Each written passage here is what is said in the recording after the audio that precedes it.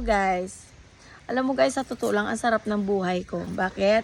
Ano lang ang tatrabahuhin ko? YouTube ko, kain, tulog, video okay. Okay naman.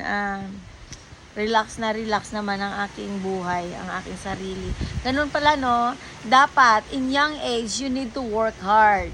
Para pag ano ka na, yung alam mo na yung nagkakaedad ka na, nasa stable na ang buhay mo. You have your own, you have money, you have, you don't need to worry and think that how can we survive for living. Alam mo, thankful ako na bata pa ay masipag na ako. Yeah. Tapos, yun yung pension ko, pinagtrabahuhan ko talaga yun. Ay, nako, inisip ko, kahit na maglinis ako ng kubeta, ang importante ay later, hindi ako mawawalan ng pensyon. Yes.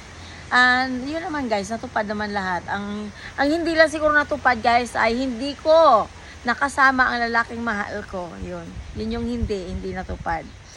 Malay mo, di ba? Malay mo. Hindi pa naman ako uugod-ugod eh. Tsaka tignan mo naman, Diyos ko no, feeling young pa rin ako. Hanggat hindi ka pa uugod-ugod, ayun, may may pag-asa. Alam mo na kapag sinabing may pag-asa. Ayun, yun guys, tignan mo, 'di ba? Kaya ako, hindi obra sa akin ang katamaran. Tamad dito, tamad doon, no.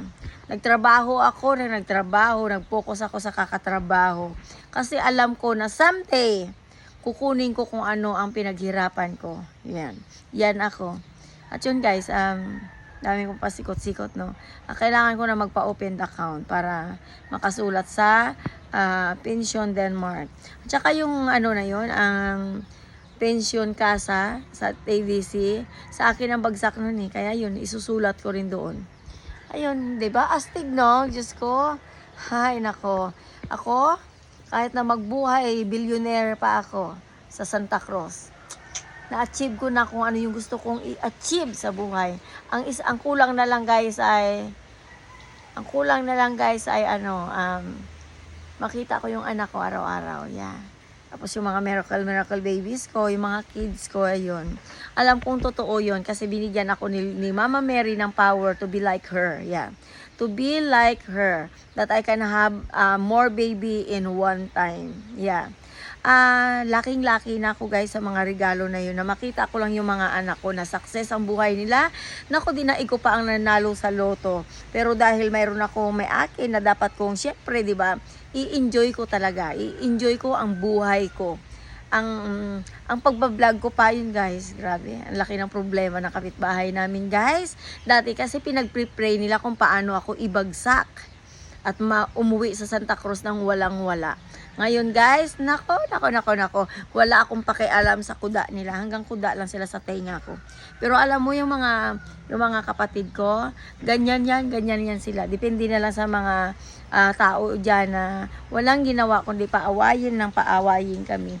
Pero sa totoo lang, yung mga kapatid ko, very very supportive yan na klase ng mga siblings.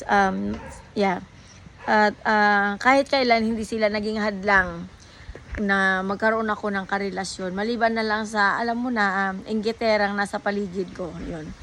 Thank you nga pala guys sa inyo. Kung mayroon kayong katanungan sa pagbablog ko, you can, send comments. Yes. Thank you sa inyong lahat guys. Thank you so much. God bless you all. Bye.